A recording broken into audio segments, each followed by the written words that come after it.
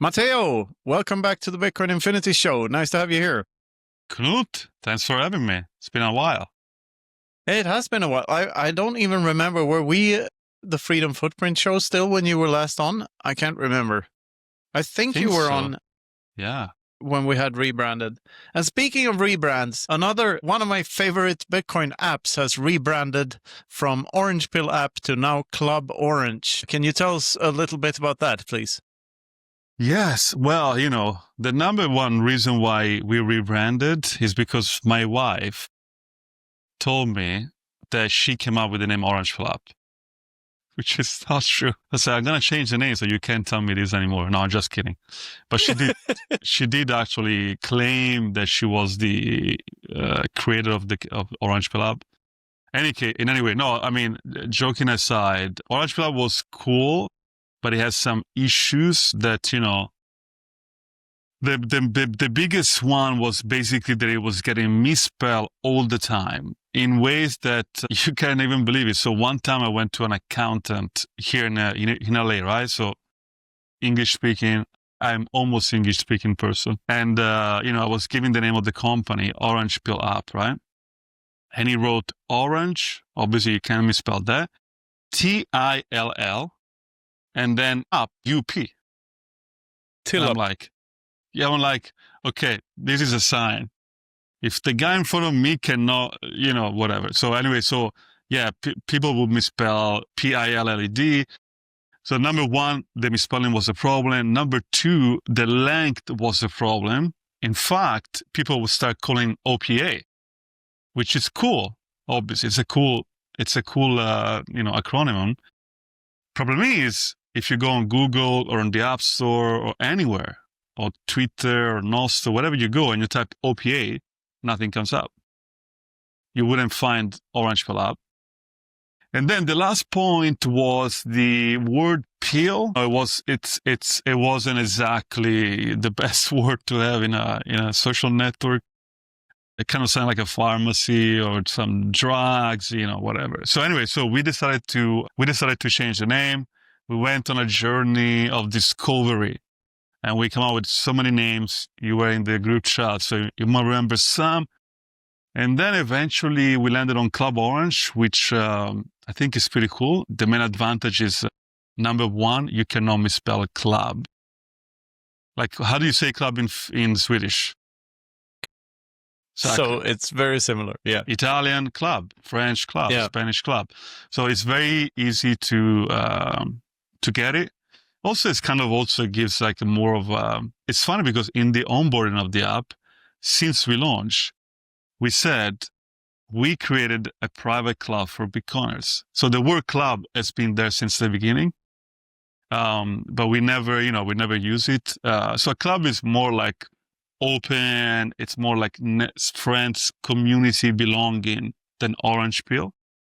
So I think, it works better. And what I'm really surprised is all the feedback that I got. Maybe people just want to be nice. I don't know. But everybody says it's a great name. I love it. So the feedback has been great. And, Club Orange is the name. Yeah, and club doesn't mean grandfather in German, which Opa does.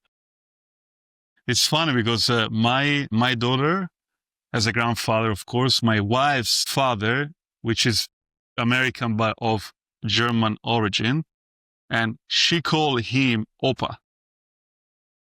Is he on Orange Pill, or is he on Club Orange? He's definitely not there. He owns a bank, so. All right. I preemptively banned him from joining the app. And you got a Club Orange sweater on. That must be new, and that's a very cool design. So it has the logo, which is the intersection of an actual orange, but the sweater has like the lower part as a. Yes, there you go. Sunset, right, with a boat or something in the way. I didn't make this. Somebody on the app made it. Yeah, the logo is essentially. Cool. If you want to talk about the logo, it's originally was an orange with the slices. I remember that group chat too. Right, but then I'm like, I don't know, it's too much orange. Orange, not the color that the fruit, which has nothing to do with the app or Bitcoin or anything. And so I start playing with the slices, and then I remove one. I say, oh, okay, this is pretty cool because it's like a keyhole, also a lighthouse. Yeah. So I think it works. I think it's a nice logo, actually. It sure does. And yeah, here's a disclaimer for people who don't know. I've been an advisor for Club Orange, or formerly Orange Pill app, now for almost 3 years, I think. And we have this, and it's a great group of advisors. We have these wonderful meetings every month where we brainstorm new ideas for the app. So a lot has happened since Orange Pill app was first launched. It's really a completely different app at this point, I would say. And I love some of the features of it. I love the wallet that is has been there for a while now. I also love that it's super simple. I love the group chats and the feel of the thing, the events, how easily you can find not only other Bitcoiners but merchants. And I do see more people on it wherever I go. And as you know, I travel quite a lot, and there's always like more Bitcoiners close by than last time I checked wherever I go. Nice. So it's pretty cool to see it. And also there's some misconceptions about the app. The first thing is that, Matteo, is it a gay dating app? No, it's not a gay dating app. It can be used as such, though. If you're in need of a gay dating app, this is probably the best app for that purpose. So not excluding anyone. Oh my God. Well, the joke is that it's a dating app only if you're good looking. So it will be for you, not for me. But, you know this, but maybe people don't know. Somebody got married through the app 2 years ago, and now they have a baby. I hope they call him Matteo. I don't know. Yeah, nice. Yeah. Oh, but it's woman and man. It's woman and man. Right. Just for the record. Yeah. But it's it's a social network, and when you put people together, somebody's gonna date, somebody's gonna build a business, somebody's gonna make friends, somebody's gonna start some sport team. It's about putting people together, and and that's, I think, for me, that's where the magic happens. Instead of being online all the time and being on Twitter all the time and listening to the podcast and YouTube, and I think the magic, it's like, so I have a meetup, obviously. I have a meetup every Saturday morning, 9 a.m. I think I'm pretty sure I'm the only person in the planet that has a meetup on Saturday at 9 in the morning. Every week, by the way. It's a weekly meetup. And we get 7, 10, sometimes 15 people. And it's the best part of the week for me. It's like, go out, you talk to other kids. And also the cool part is that sometimes we don't even talk about Bitcoin. It's just a way to meet with your friends with the excuse of Bitcoin. And Bitcoin is kind of the filter, and then you already know you're on the same page on a lot of subjects that you don't have to go through. Like if you meet a stranger, it might be a liberal or a Republican or a vegan or it's, the process is long to say, oh, okay, I actually like this guy, let's be friends.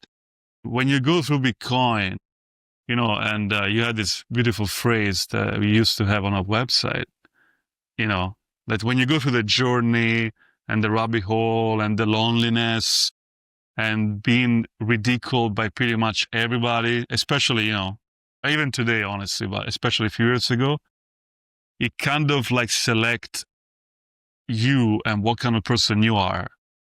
And so it's very cool when you can meet other people that are on the same journey as you, in person, especially. Yeah, I think my quote that you had on the website was something about how you can skip all the bullshit about the weather and go straight into like Hegelian philosophy or quantum mechanics or whatever you want to talk about. Like you can skip the bullshit, basically. Yes, exactly. Not saying you have to talk about super intellectual stuff, but with Bitcoiners, I find it easier to not talk about superficial things. That's what separates Bitcoiners from others. I think is the conversations are never superficial. I think there's because honestly, I mean, if you're a Bitcoiner or a Bitcoin maxi, you must have rejected a lot of mainstream ideas, and so by default, you're very open-minded to new ideas. Like you're in a very special category of people that basically have rejected a lot of what comes from mainstream media and academia and science and all that kind of, that kind of fiat world. And so it's very intellectually, how would you say, stimulating. Yeah. It selects for people who are more immune to politicized, things to talk about, or politicized opinions, or politicized anything. Like it's more for people who see through that veil and yeah, like Bitcoin itself, Bitcoiners are more apolitical than most. Yeah, exactly. Yeah, so and there are a ton of other cool features, and we'll get to that soon. The video chatting and the tap zaps is one of my favorite new features. But let's tell people what this thing is and how it works today. So the first thing that differentiates Orange Pill app from other social media networks is that there's no feed. So this is not for you to get hooked to an algorithm. That's not the purpose of the app at all. There is no algorithm. There is no algorithm. So it's a paid app. So there's a small fee every month, or you can pay a yearly membership, and you can still buy a lifetime membership, I believe, right? Yeah, of course. And all you have to give up to sign up is an email address, and that might be any email address. That's the only information you collect about the user, right? Or an Oster MPub, which is even more... Or an Oster MPub, which is even more private. Yes. And there's no default sharing of your location or anything like that. You can share your location if you want, and then other people see a circle, right? Tell us about it. Yeah. So number one, yes, there is, you can sign out with the email. Obviously, you can make one up, or an Oster MPub, which is even more, I guess, private. And so basically, the choice is to the user what they want to disclose. They can use their name, they can use no name, or their pictures, whatever. Now, when it comes to the location, number one, we never show locations. We only show distances. Now, distances can be turned off, which means I don't know how far you are from me, right? Which is kind of dependent on the app, because, the goal of the app is to find people there in your vicinity so that you can meet them. So obviously we need to know roughly where you are. We ask the user approximate location, which is a 10 miles radius, which is very wide. But we have made that optional a few months ago, because now we have enough features that don't require the location, like, for example, the wallet, the group chats, that kind of stuff. So the user can allow location, which again is approximate. We never show it. We only show the distances, which, by the way, we also approximate the distances on top of the approximation of the location. It's very approximate. Yeah. In fact, people used to be upset how approximate this thing is. Said, no, wait a second. I was in India and now I'm in America, but it still show me as India. And I'm like, did you open the app? Because we don't do, because we don't do ads, right? We don't do ads because the business model is very simple. You pay to use the product, so you're not the product. And so because we don't do ads, we don't care about your location when you're not using the app. So if you fly and you don't open the app, we use it's called last known location. I mean, people used to be upset about this stuff in the other direction. Like I said, well, if you open the app, then we check your new location and we show you nearby events, merchants, and obviously people, Bitcoiners. So that's the main goal of the app. It's a social network, not a social media. So media means there is a feed, there is some media to consume. That's the definition of social media. Social network, which used to be, by the way, social network used to be Facebook and Twitter used to be social network because all you can see is your friends. Now it's like you don't see your friends. You see whatever the algo wants you to see. Yeah, it's more media than social.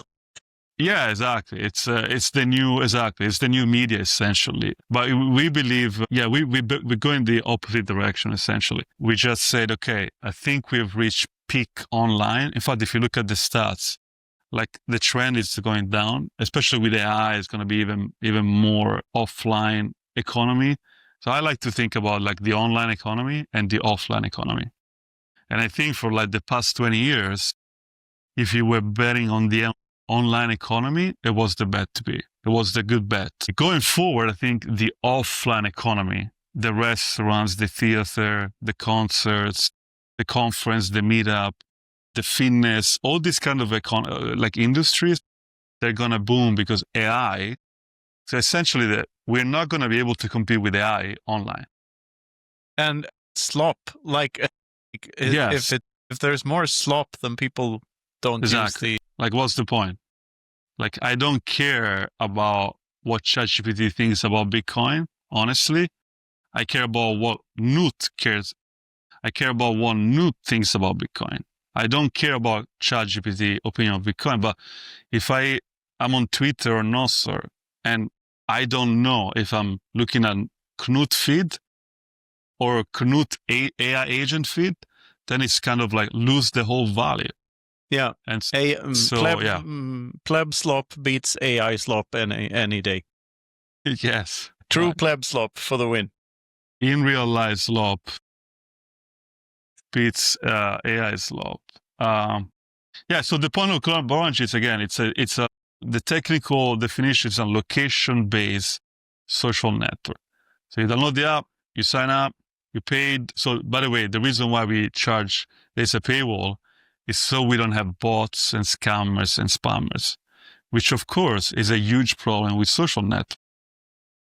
And, even we get some. That's crazy. To me, it was crazy. Like, we are a small niche app.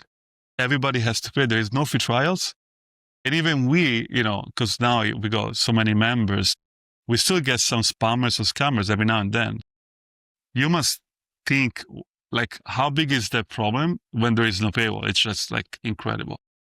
Yeah. So, but there is no befriend function on Club Orange, right? You can start a conversation with people, but there's no database tracking who knows who. No. Exactly. There is no follow, right? No, so the only thing you can do is connect and have a conversation. Yeah. But you can also see which groups you have in common, I guess. There's group chats, stuff like that.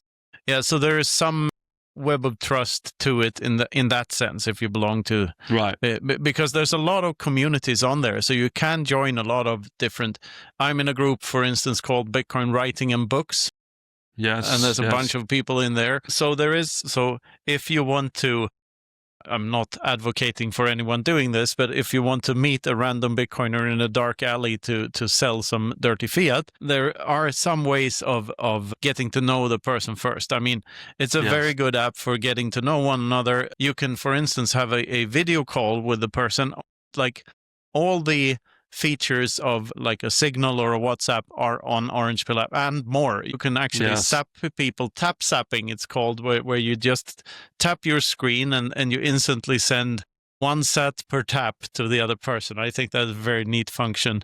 And that is one of the cool zapping functions. The other is Geozapping. Tell us more about that, please.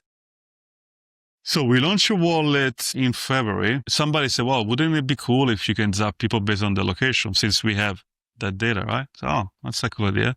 So we built this thing called Geozap, which is it's essentially you can type in the wallet a city, a state, a country, a continent, or Earth, and you zap everybody on Earth. My dream is that one day you can zap somebody on Mars. If you live long enough, you can zap somebody on Mars. It would take like 7 minutes, 10 minutes to get it, but But anyway, yeah, so this might work with the custodial Lightning, but not on chain. That's not very feasible, because of the center of hash. Of course. But that's a different discussion. Yeah, I remember the article. Yeah, no, exactly. Yeah, Lysing, like custodial. Yeah, Geozap couldn't work if you don't do custodial. That's a lot of things. No. It's a trade-off, essentially. But obviously, you can withdraw from the wallet anytime, any amount, to your self-custodial node or wallet, whatever it is. So Geozapping is essentially like took over because now we have done more than 3 million transactions in 10 months. Which I think makes us the fastest growing wallet, Lightning wallet, pretty sure. But anyway, so yeah, you can zap 16,000 people at once. You can zap people in, if there is a conference, you can zap people in that city. Now, the other cool part is that you can add a message and a link. So we inadvertently created essentially an advertising platform on Bitcoin. Yeah, and I've seen people use it several times. And I'm using it in the area I was in, like in El Salvador last time, for instance. Suddenly there's a Geozap in San Salvador about some event going on there. So it's working. And if you think into the future a bit, this has limitless potential. If there's a tsunami in fucking Bali or something, Bitcoiners could come together and there could be a relief fund in seconds, literally. It's super cool. The potential is just limitless for a thing like that. It's awesome. Yes, the ability to unilaterally send sats to somebody without asking for an invoice at an URL. You don't have to ask for anything. Yeah. If they're on the app and they enable the location, then you can zap that person an infinite amount of sats, an infinite amount of times based on where they are. I mean, approximately, obviously. Imagine what kind of Pokemon game you could build on top of this. It's insane.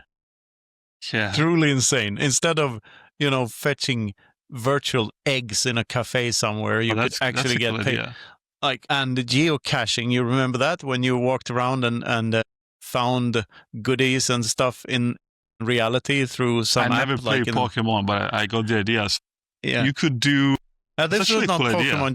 Geocaching was another thing. So it's another game which was combined reality with internet stuff. So someone planted a little bag of goodies or something or things and hid it from everyone else and then put out the location of the thing and others had to find it through this app. Wow. This could be done definitely be done. I mean, you could put a paper wallet or we could do something easier. We could say, if you go to this location, automatically you get 1,000 sats. Yeah, exactly. And if you read this message on this paper at least this location, you get another 1,000 sats. Yeah. There's so many. Yeah, there's so many things we can do. So this is merely the beginning of something big, I think. And and there are so many. This is such a cool app, especially the filtering function of having it a paid thing, because it's not much, but you do get rid of all the spammers and you get the Bitcoiner to shitcoiner ratio is just through the roof if you compare to X, for instance. Yeah. So the analogy I tell when I talk to investor, say, imagine I tell you, hey, I love to play basketball. And you say, oh, me too. Then I show up with a tennis racket. It will never happen, right? Because we both know what basketball is and how it works. But in Bitcoin, you can say, I love Bitcoin. I say, me too. And then I start talking about NFT or Solana. It's very common. So this is in this community of crypto / Bitcoin, because obviously in crypto, everybody has Bitcoin. Yeah. All of them. That's the base. Yeah. But that's the point of crypto scams, to get people's Bitcoins. Yeah, exactly. And so there is this dynamic where you can say, yes, I have a Bitcoin, but I'm also a shitcoiner. So yeah, actually, the reason why I built this is because I went to a Bitcoin meetup 3 years ago now, more, maybe 4. And it was a Bitcoin meetup. And then I went there, drove an hour. And then it was like NFT, Ethereum. This was like 2020. Yeah. And I'm like, wow, what a waste of time. And that's actually how I started thinking about this problem. And then I eventually landed on the, the social network. So the question for me was, how do I prevent this app to become like the meetup? And I don't know if you know this, but at some point I was going to do a test to sign up. I didn't have the paywall idea yet. I had a 60-second test. Like, what's the maximum supply of Bitcoin? What's the halving block? And then I figure, well, you could cheat this game. And then what if you're a newbie and you just want to learn about Bitcoin, then you can't sign up. Eventually I landed on the paywall. But, also the paywall is like Bitcoin when you think about it. Bitcoin works because it's not free. Everybody has to pay. Whether you're a sailor or a player with 1 million sats, the network doesn't care how many Bitcoins you have. If you want to use the network, you have to pay the fees. There is no discrimination. There is no advantages. So it's kind of the same. Honestly, it's kind of the same concept. If you want to use Club Orange, you have to pay, and then that everybody has also paid, which gives you more confidence to then meet them and start a relationship, whatever it may be. So, it's proof of work, essentially. It is, and proof of results, which is my preferred term. So, yeah, and how much is the membership nowadays? I can't remember. It's based by geography. Generally speaking, let's say in the US is $5 a month, $40 a year, and the lifetime, which is very cheap, it's $100. So you can pay once and be done. By the way, you can pay in Bitcoin. Apple and Google don't let us tell you once you sign up. So you have to do it on the website. Because people tell me all the time, why can I pay in Bitcoin? I say, well, I wish we could take Bitcoin on the app. That would be amazing. You can pay in Bitcoin if you go on cluborange.org. And there is a GigaChat membership, which is like, you can pay extra. Basically, you don't get anything more, like a donation. Not at the moment, but maybe in the future, I guess. Yeah, we're actually gonna have a special membership, which is in the work right now, which is gonna be very expensive. But it's not through the app, it's not through the website. It's kind of like a VIP area of the Club Orange. But you can get a GigaChat membership today. I think it's $300. And some people do, they just want to support the mission, I guess. And maybe you get access to a lounge area or something in the future. Yes. Maybe there's some special events. Who knows? Fantastic. I mean, there's infinite potential in this, absolutely. You should check out our latest sponsor, BitVault. BitVault is real hardcore Bitcoin security. They combine multisig with a time delay so that they discourage thieves from using $5 or $15 or $21 wrenches to bash your head in. This time lock function increases the risk for the thief, discourages coercion, and makes the whole act less likely to happen. Go to bitvault.sv right now and check out their offers. You can get a yearly subscription for $129, and it's a fantastic product overall. Brush your teeth. Our favorite hardware wallet is, of course, the Bitbox. Check out our friends at Bitbox at bitbox.swiss. There you'll find a bunch of different products, but the main one, the Bitbox O2 Nova with the Bitcoin firmware installed, is a fantastic hardware wallet, and the software that comes along with it has a fantastic user interface. It is one of my personal favorites. It's easy to use and it's super secure. It's my personal favorite hardware wallet. It's super slick, super privacy focused, and super easy to use. So go to bitbox.swiss, and Swiss, and use code Infinity for a discount. Check it out now. Yeah, so speaking of this Google, the App Store and the Play Store here, and the barriers to entry and how you can't use sats because of this jurisdiction, this is where my ANCAP hat comes on again. And think about how much innovation all of this interventionism from the state just hinders by putting up these barriers everywhere.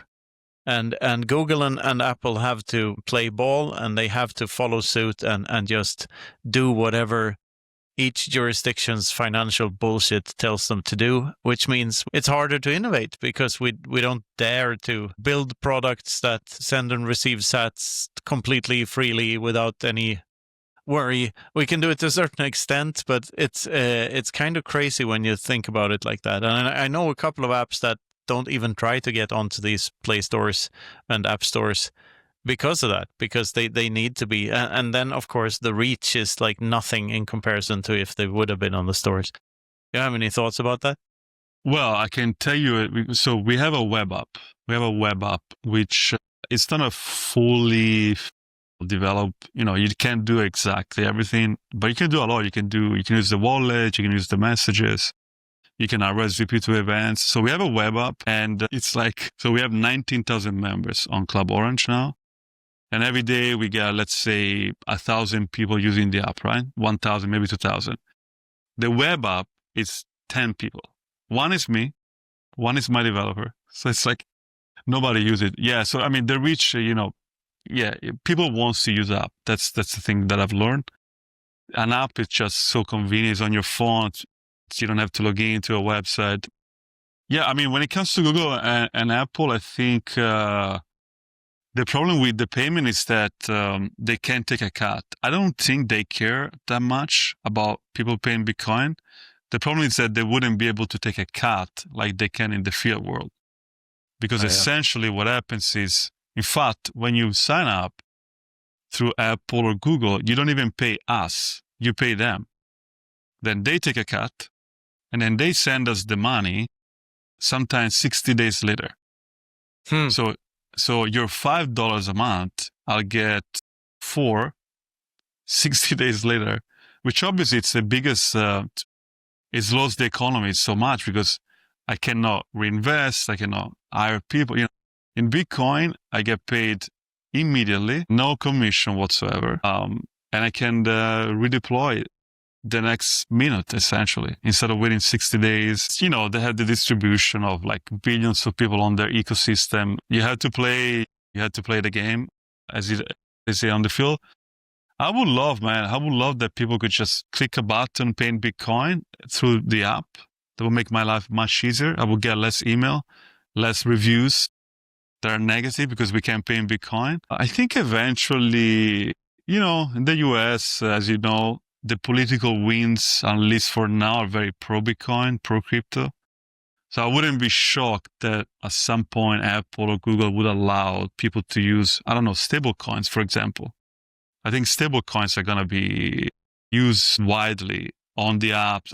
Yeah, I think we're going in a world of stablecoins, to be honest with you. I don't know what you think of stablecoins. Of course, it's not Bitcoin. I think there is a use case for it.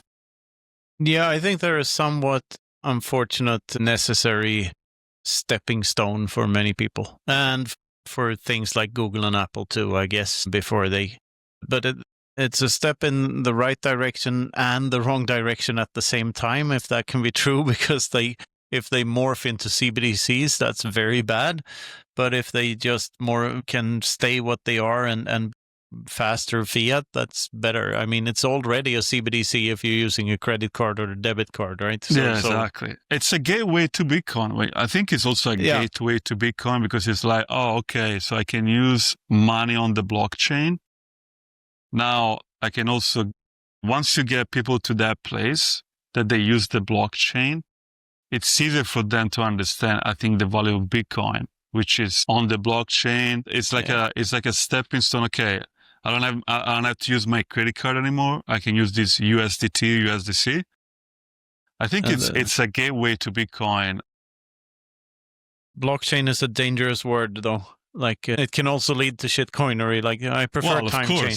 Of course, but stablecoins don't have a time chain. If you're talking to the masses, it's you have to start from blockchain, right? Yeah. That's another thing from blockchain. That's another thing with the word orange pill. It's very common amongst Bitcoiners. Every Bitcoiner knows what orange pilling someone means and what it means, but no one outside of Bitcoin knows at all what it means. They don't even know what red pill or they haven't seen the Matrix. It's it's kind of ridiculous. Yeah, yes. It's remember when we got shut down by Orange the phone company, they shut us down, crazy story. And then I wrote an email, an open letter, what I talk about the Matrix. And I say, maybe these guys have never watched the Matrix, so let me tell them about the Matrix. Yeah. But that was a crazy story. That was a crazy 35 days. Yeah, I remember that. That was weird. Yeah. In retrospect, we should have changed the name back then, But I like a fight. That's the problem. No, and it's such a great example of how intellectual property laws are bullshit to begin with.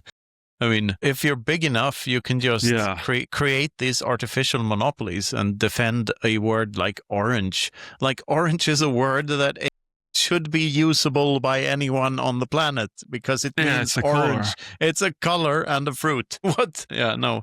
Yeah, it's a strange world. Obviously, I'm very now, I've learned a lot because of the incident.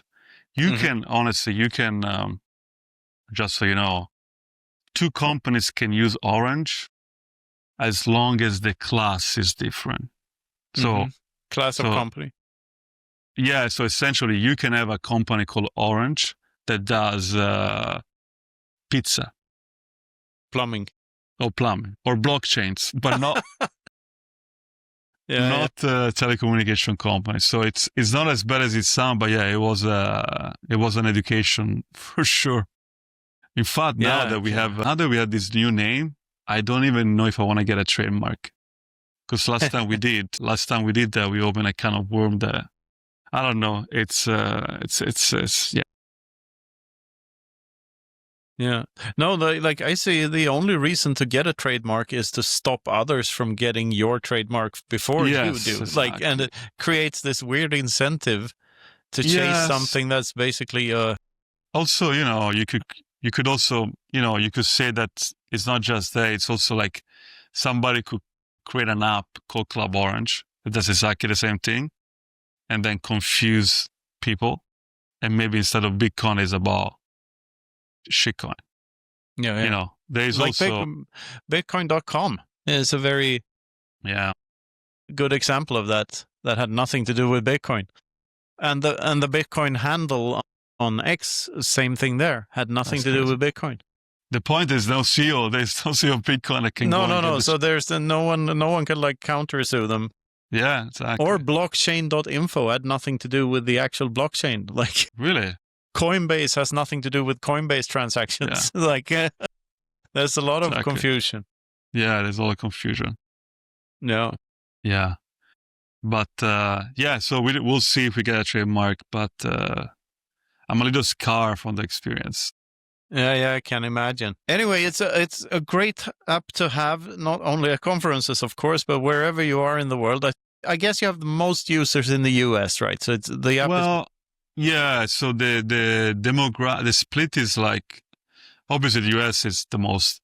There's 300 million people. It's the most. I guess crypto/Bitcoin friendly country now, and blah blah blah. But we have a lot of Canadian.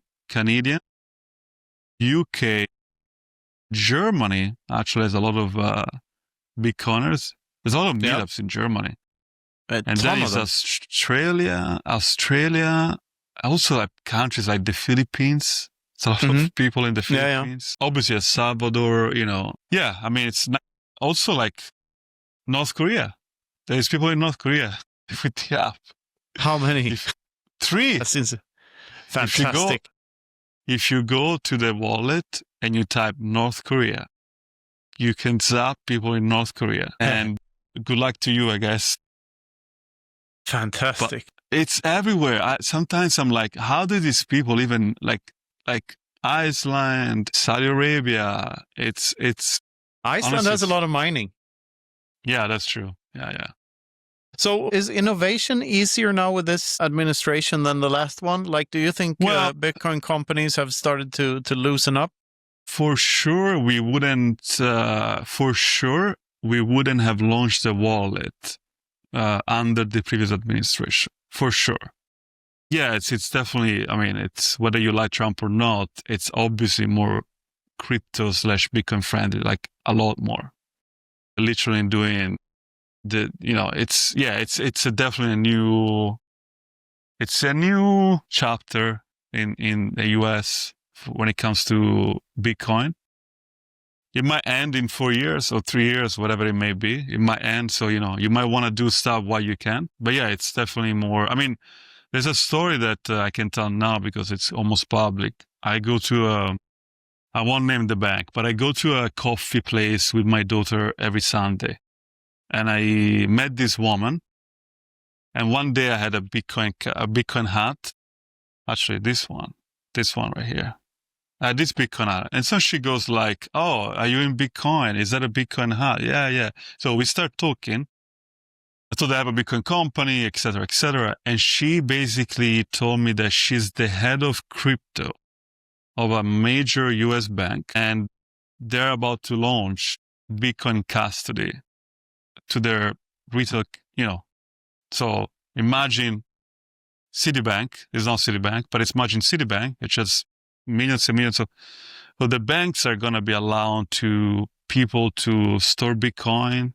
I mean, my dream is that I can spend Bitcoin from a card without, honestly, I mean, I know you're not a fan of banks, but it's just I think it's the natural next step that I can have my paycheck go to a bank account, transfer into Bitcoin or not, and then I can go and spend from that debit card from my Bitcoin balance without selling, without thinking how much money.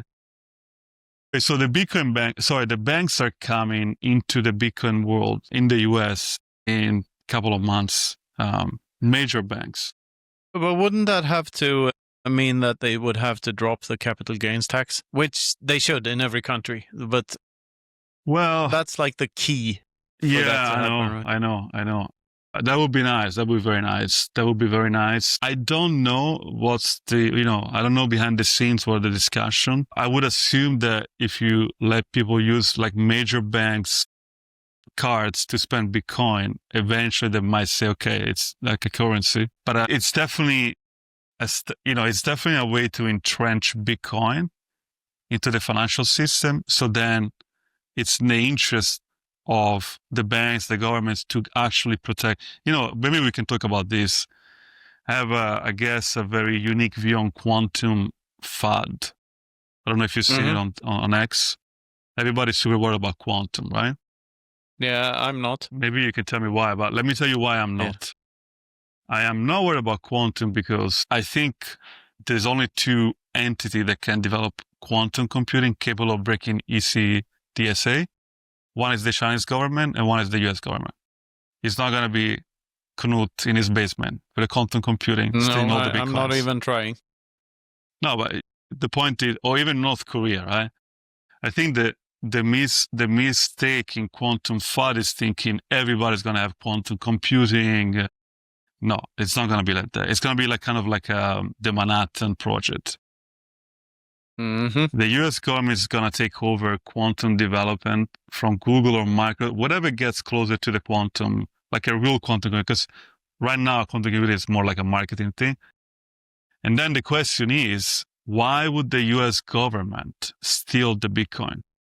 I don't see why they would do it, especially if the Bitcoin is entrenched into the US financial system. No, it would just reduce the value of the assets. So they'd probably be better off keeping whatever they have than steal. Yeah, but why would they do it? Like, what would be the incentive of them stealing it? Well, same incentive as stealing all the gold they've stolen over the last 100 years. Like, well, but the gold was back in the dollar. Stealing is all they do. Right? Yeah, taxes and inflation and so on.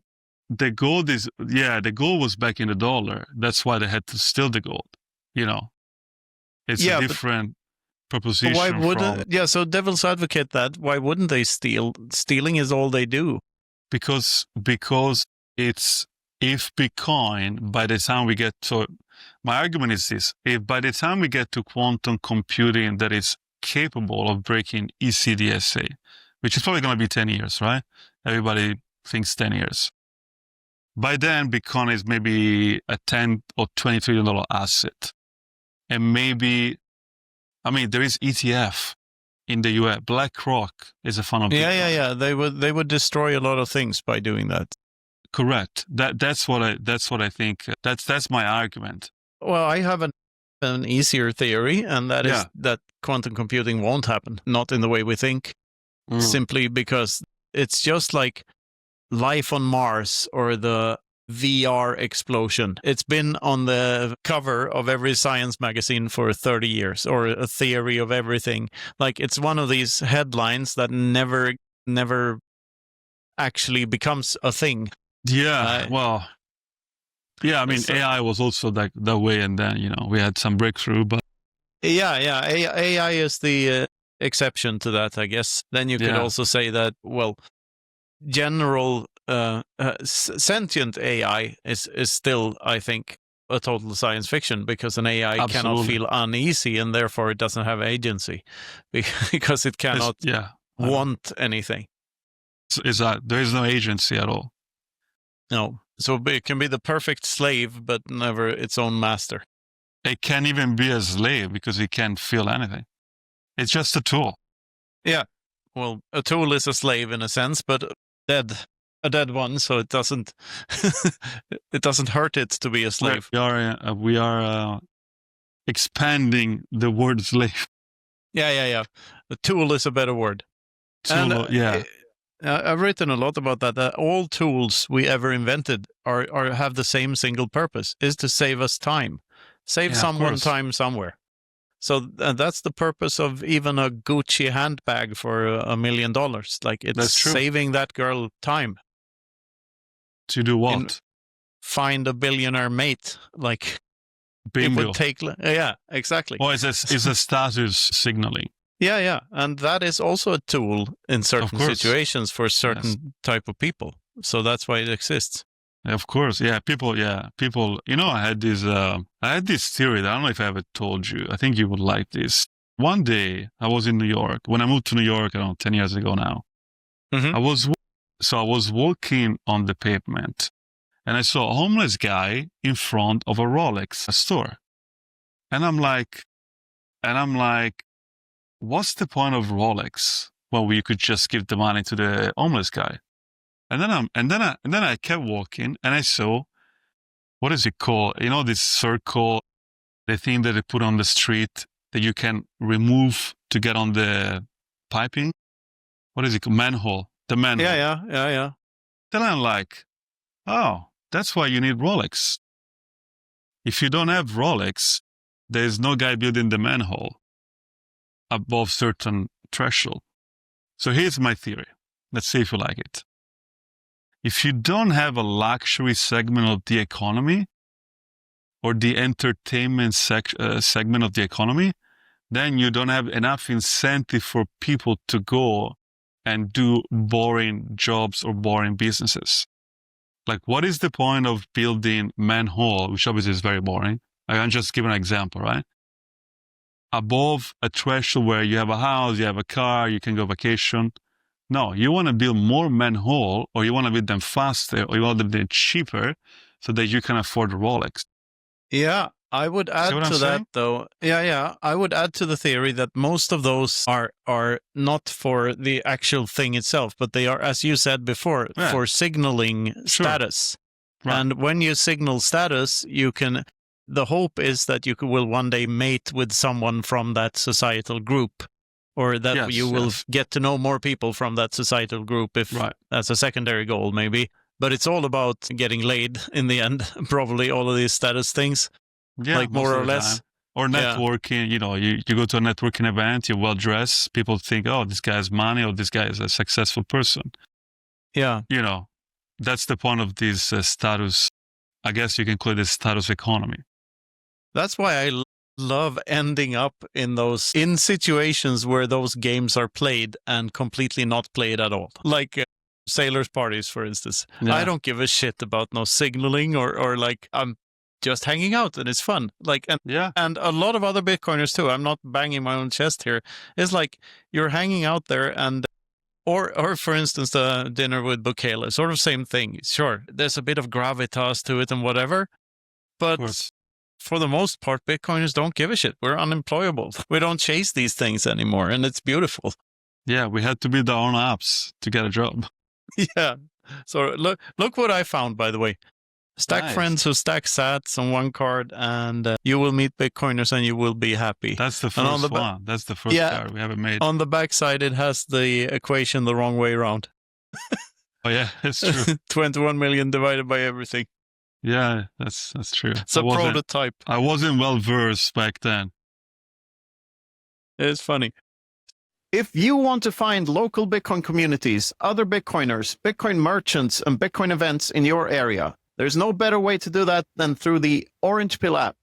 Wait a minute. It's not the Orange Pill app anymore. It's Club Orange. Club Orange is an Omni app that includes a lot of features, including a list of events, a wallet where you can send and receive sats over the Lightning Network. You can even geozap areas, so you can send sats to a whole bunch of people in one single area. You can also tap zap while you're chatting to someone, which is a new feature that I don't believe exists anywhere else. Overall, a fantastic app for connecting Bitcoiners all around the world. So go to cluborange.org and sign up today. You won't regret it. It's not just a gay dating app. It's everything else too.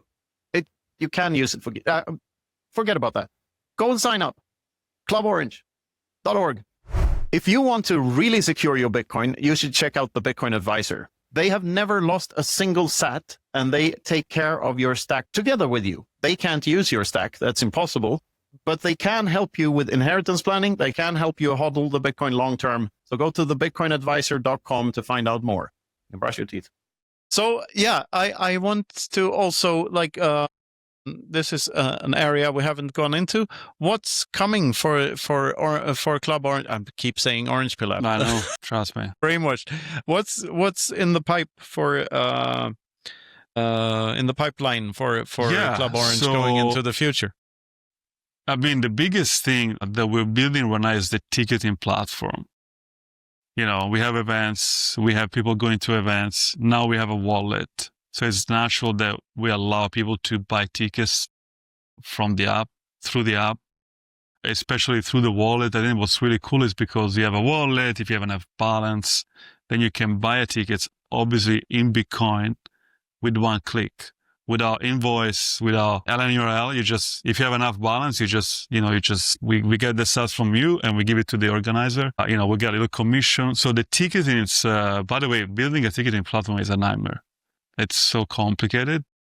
I thought that, we build a social network, a messaging platform, a wallet, geolocation, push notification, all kinds. And I was like, okay, how hard can it be to build a ticketing platform? It is the hardest thing that we have built, but, it has to be done. Yeah, so ticketing is going to be, for 2026, our focus is like events, like give them events organizer another reason to use Club Orange, and also kind of like closing the loop for the members. It's like now they can do pretty much everything through the app. They can find the event, they can buy a ticket, they can find the group chat for the event, they can geozap people to the group chat, to the event. So yeah, ticketing is, I hope it's the final piece of the puzzle, but every time I say that, 6 months later, I have another idea. So, well, I'm sure there's something else to build. I guess merchants also, it's very interesting to us. Now Square has enabled, in theory, millions of merchants. I told Jack, you shouldn't have merchants enable it. You should be enabled by default.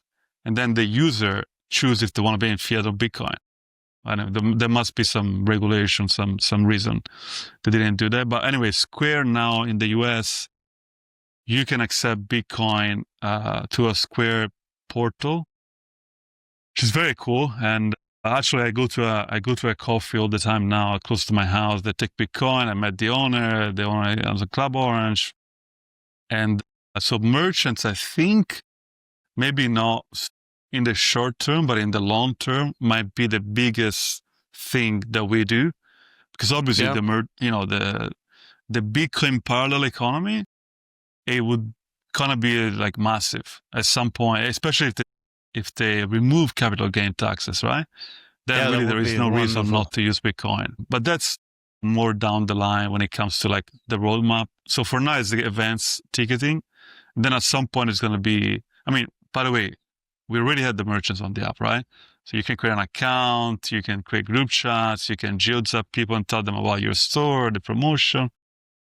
But we're not focusing on merchants yet, just because that segment is not very active. But at some point it will be. Square is definitely a stepping stone. Well, for a place like El Salvador, they're very active. Yeah. Have you been yet, by the way? Not yet. I have to. Maybe in November. You should come down in January for the Plan B forum. Yes, I should. Yeah, and take some more days if you can. Like, I know you're a family man, but yeah, if you have a couple of extra days, like especially coming from Europe, it's like night and day. Like here, if I tell people I work in Bitcoin or do Bitcoin stuff, they answer with at least suspicion, like that I'm doing something dodgy. And the governments themselves, they do think I'm doing something dodgy. I mean, you sort of feel like Europe. A semi-criminal, even you haven't done anything wrong. Like it's Europe, exactly. And the US is better, but still you have cap gains taxes, you have all sorts of shit, just like in any other so-called developed part of the world. And then you come to El Salvador and you're revered rather than, treated with. It's night and day, man. Like, and there are I should definitely go. No barriers to anything. And Club Orange there's such a great big market there. Maybe not, money-wise, but user-wise, absolutely. Yeah. Everyone would want to be on our. I always say Orange. That, honestly, if I was single, I would be living in El Salvador. If it was just me, no family, no kids, no nothing, I would just move to El Salvador. Same here. But, I'm not single, and you're not single. No, but I might move anyway. Like at some point, like it's so good. It's just, it's tempting every time I'm there. And now you're a friend with the president, even better. Yeah, you might get a job in the government, Knut. I would love that. Yeah. Minister of Finance. If imagine that, right? Imagine the number of people who've been calling me a hypocrite since I went to a fucking dinner. All right. Yeah. That's all I did. It's the first step to get a job. So you never had a school lunch or anything? Like what? That's also taxpayer funded in some countries, at least. Maybe not in the US. Was the dinner taxpayer funded, Knut? Come on. I don't know. I didn't ask. Yeah. I mean, it must be. It's a fun dinner, I'm sure. I would have gone, obviously. It was fun. Yeah. I can imagine. Yeah. It was cool. No, I keep pinching myself that these things just keep happening to me. It's bizarre, but I'm enjoying all of it. Yeah. Yeah, it's Bitcoin has changed my life in unimaginable ways, honestly. Yeah. I know people that could potentially call the president. Yeah. Same here. It's of the United States. Yeah. Like, which is wild because I'm an immigrant. I came here. I didn't know anybody. Sometimes I wonder what I would be doing if I didn't discover Bitcoin. I have no idea. Honestly, maybe AI. I guess I would do something. And it's not that interesting because you would probably be stuck in some hamster's wheel chasing more fiat. Like of course. That's where most people end up. Like few people actually like get to the level where they can truly start self-reflecting and get out, because the most successful fiat people are not the ones that do that. Like to be successful in fiat, it's better to move fast and break things than to have patience. So like the inverse of clown world, everything that's true for fiat, the inverse is true for Bitcoin. Right. Like your first million sats is the easiest, not the hardest. Like in fiat, the first $1 million is the hardest, and then it gets easier. Like that, That's what every billionaire says. Yes. And Bitcoin is the opposite. Pretty much. Yeah, there is no staking and getting yield on your Bitcoin. And if you do, you're probably going to end up with no Bitcoin. No, fiat around and find out. That's what that is. Yes, exactly. Somebody should write a book called The Clown World, the inversion of what is the name? The inverse of Clown World. It's right there. What are the chances? Available on Amazon. Yeah, exactly. And BitcoinInfinity.com if you want to use money that's not stealing from your kids. And Club Orange, maybe. Yeah. You can probably find it through Club Orange by some means, I guess. Send a DM to Knut on Club Orange. Knut Svanholm. Yeah. And get a book and paying SaaS through the wallet. Easy peasy. Yeah. And everyone has. I was thinking about referral codes here, and since we're talking about such things on Club Orange, each and every member has a referral code, right? Yeah. So you just have a QR code to give to other people, and 5,000 sats, 5,000 sats each sign up. Somebody has made more than 1 million sats through referrals. Cool. Yeah. That's awesome. Yeah, that's a cool thing because every user for us is income, it's revenue. So we can pay a very high referral bonus. And there is no limit. You can refer 1,000 people. We'll pay 1,000. We will give you 5 million sats. That's fantastic. And 1 million sats, that's $1,000. So that's quite a lot of money for referring people. Yeah, exactly. Yeah. It's it's a good thing about having the same. So that's incentive aligned. That's the thing. Because if you don't, there you go. Show us your QR code. Yeah. I sort of have to now that we're talking about it. So here you go, people, and get rid of the reflections. That's a QR code to find you. Video. Oh, God damn it! That's a QR code to find you, which is good. Yes.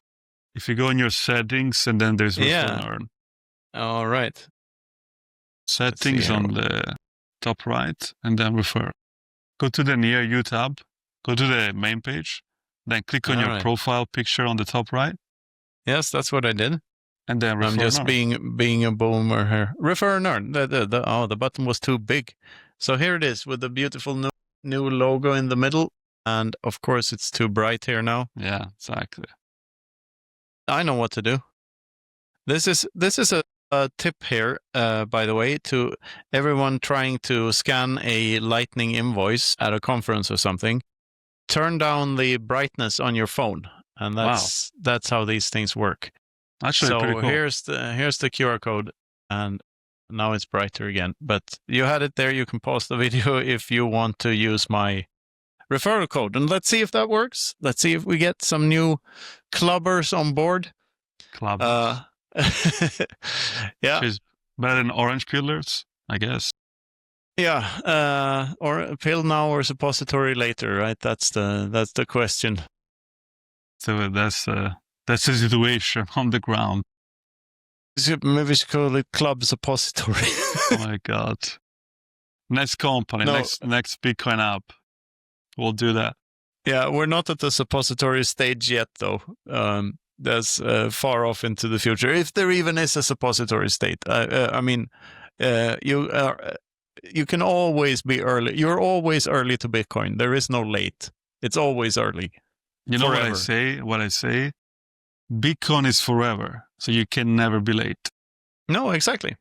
That's 100% true. Exactly. It's fantastic.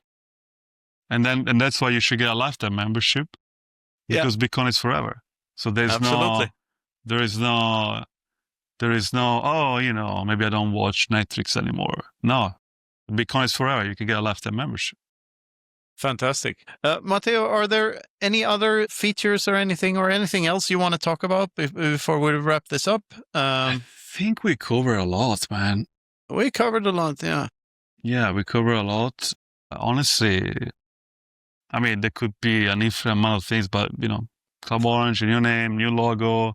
Yeah. Same mission of connecting Bitcoiners in real life. It's kind of the mission, Bitcoiners, events, merchants. That's been the mission from day one, and it will be the mission in 5 years. Yeah. Yeah, I think... and it's working. It's growing every month. I've been impressed by the numbers, and it keeps growing. I hope people get used to the new name quickly. It's a much better name, so they should. So where can people find you, and where can people find the app? Well, you can find me on, Club Orange, but I'm also on Nostr. I'm also on X, Matteo Pellegrini. And, but I honestly, obviously I reply to every single message on Club Orange, not so much on the other platform. And cluborange.org is the website, and Club Orange on the App Store or Google Play Store, whatever you download your apps. Also, it's on this thing called Zap Store, which is Nostr based, I think. Zap Store and Club Orange everywhere. It's easy to find. Can we spell it? Yes, and you can DM me on Club Orange, and I will also reply to every single DM eventually. I might not do it the same day, but usually within the same week at least. Low time preference. Yeah.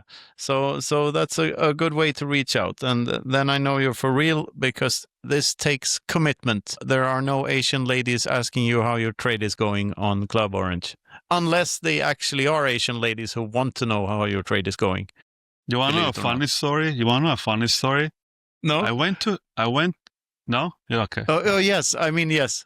I said no, but I meant yes. Okay, good. I went to a meetup in LA a few weeks ago, and there was an Asian lady. I told her about Club Orange. No, wait. I told her about Club Orange. She signed up, and I kid you not, the profile picture, it would be like an Asian lady that sent you how your trade's going, but it's a real person. And like, wait, this is you? It's like, you look like a bot. I didn't say that, but it's like, it was like an inception, like the meme become reality. Oh my God. So this Asian lady, some of them are real, just so you know. Yes, and there might be a real Nigerian prince out there who actually has something for you, but who knows? I'm sure one day I'll meet one of those people too, I'm sure. Anyway, there's only one Asian lady on Club Orange, and there's only one bot. We didn't talk about the bot. Wait a minute, only one Asian lady? Really? Oh, that's girl that I met. Yeah, but there must be more Asian ladies on Club Orange. I'm sure. Yeah.